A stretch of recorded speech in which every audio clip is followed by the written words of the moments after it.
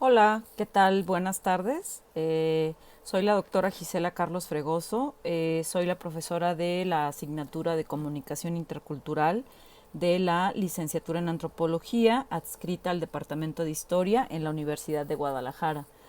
El motivo de hacer este video es para darles la bienvenida a las alumnas, a los alumnos, a los alumnes. Es, pues a la asignatura de comunicación intercultural y hablar un poco sobre de qué va a tratar el curso, ¿no? Este, bueno, el curso va a estar dividido en tres partes. Una es como para donde vamos a abordar conceptos sobre qué se ha entendido por interculturalidad o interculturalismo, en dónde se dice qué, cuáles son las discusiones. Vamos a rastrear algunas de las discusiones en Europa, en América Latina y concretamente en México, porque eso nos va a dar nos va a servirnos para entender de dónde surge la comunicación intercultural y cómo es que se usa en distintos ámbitos, ¿no? Eh, a grandes rasgos lo que podemos decir es que, bueno, o la idea del curso es entender que el concepto de comunicación intercultural, bueno, deviene del concepto de interculturalidad, y a su vez, digamos, fue posicionado en la década de los 60s y 70s. Por ejemplo, podemos rastrear la discusión este, donde distintos movimientos sociales, organizaciones y colectivos de personas indígenas hacían exigencias hacia los estados-nación en términos de interculturalidad para referirse a la exigencia de derechos y de reparaciones históricas, ¿no?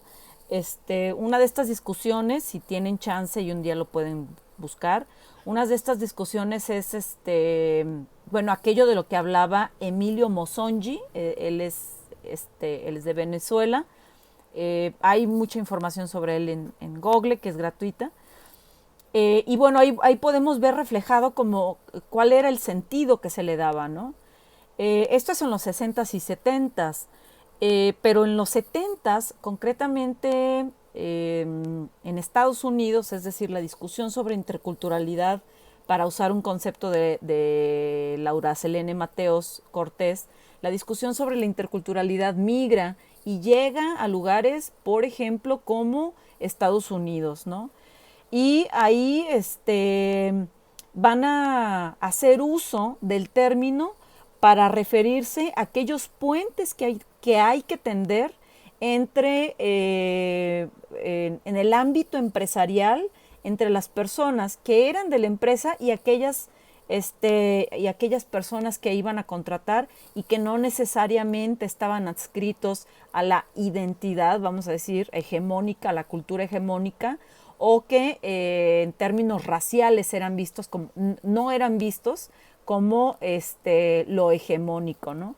Entonces el término de comunicación intercultural, digamos que una de las áreas importantes, si uno lo rastrea en libros, hace un rastreo bibliográfico o en internet, ¿a qué nos referíamos? Vamos a ver que es un término que se usó, es un término empresarial, ¿no? Es un término empresarial para establecer, digamos, estos puentes entre una cultura hegemónica, grupos hegemónicos, y entre aquellas personas que no eran considerados parte de la cultura hegemónica, ¿no?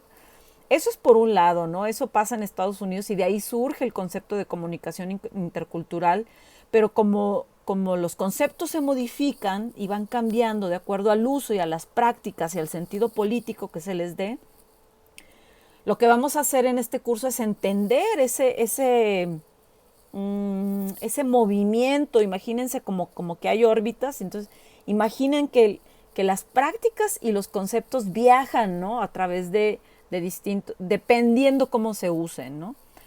Entonces, bueno, vamos a tratar de entender eso a través de diferentes discusiones. más que ver muchos autores, vamos a entender cómo se entretejen las diferentes discusiones para llegar al caso concreto de México, particularmente en el estado de Jalisco, con casos empíricos, ¿sí? Para ver cuál es el uso que se le está dando ahorita a la comunicación intercultural, que van a ser una de nuestras últimas clases, y ahí vamos a darnos cuenta que, por ejemplo, el término se retoma para señalar o hacer énfasis, se retoma con un sentido político, pues, ¿no? Para hacer énfasis en las relaciones de desigualdad entre instituciones que brindan atención a la gente, a las personas, en este caso a personas mestizas o blanco-mestizas, y entre la necesidad de establecer mecanismos y recursos para mejorar esas relaciones desiguales y comunicaciones desiguales entre instituciones del Estado que brindan servicios y entre poblaciones racializadas en desventaja, ¿no? o personas que han sido víctimas de racismo de manera histórica, como personas indígenas. Entonces, en una tercera parte del semestre, no, casi no semestre, sino como de 4 o 5 meses, pero en la última parte de nuestro curso vamos a ver que los términos y se pone en práctica la comunicación intercultural para señalar, por ejemplo, la necesidad de que hospitales, instituciones de justicia, instituciones educativas también, pero sobre todo que dan servicio, como los hospitales, generen mecanismos para dar a entender lo que hacen en sus prácticas cotidianas, en sus funciones en esa institución, como por ejemplo un hospital pues da servicios médicos, y cuando intenta explicar, no sé, una consulta sobre qué le pasa en el hígado a una persona, o qué le pasa a una ginecóloga cuando intenta explicarle a una persona indígena qué es lo que le está sucediendo, vamos a retomar investigaciones donde se abordan casos empíricos, donde es necesario hacer una traducción ahí, ¿no? Es decir, se va a requerir más que traductores indígenas, una comunicación intercultural que traduzca todos aquellos términos, tecnicismos, ¿no? médicos, para personas indígenas o que no necesariamente están relacionados con los haceres de la cultura hegemónica y de los hospitales civiles, por ejemplo, ¿no? Entonces, para recapitular, bueno, este curso va a ser esos tres momentos, ¿no? Mapear conceptos y discusiones.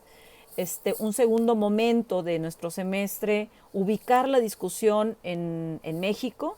Y un tercer momento, ver casos empíricos sobre cómo se aplica la comunicación intercultural ahorita, ¿no? Yo espero que les entusiasme, el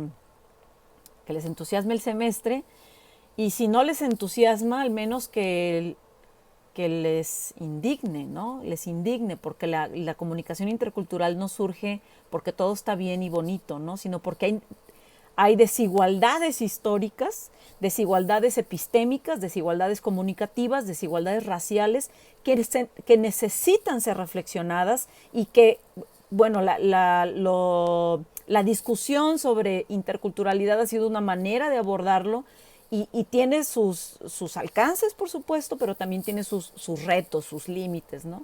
Entonces, en este semestre eso vamos a hacer, vamos a reflexionarlo entre todos, vamos a hacer una reflexión colectiva y yo espero que les despierte que les despierte algo, les mueva algo y nos ayude como a replantearnos incluso, no sé si todos estén en Guadalajara, pero nos ayude a replantearnos como estos entornos, estos contextos tan monolingües, y de alguna manera hasta tan limitados, pues, epistémicamente en que vivimos, y estos entornos educativos también, ¿no? Epistémicamente limitados en los que vivimos, y hegemónicos, ¿no? Y bueno, les doy más cordial bienvenida. Me hubiera gustado muchísimo conocerles, hablar con ustedes, saber qué les gusta, conocer más de ustedes, ¿no?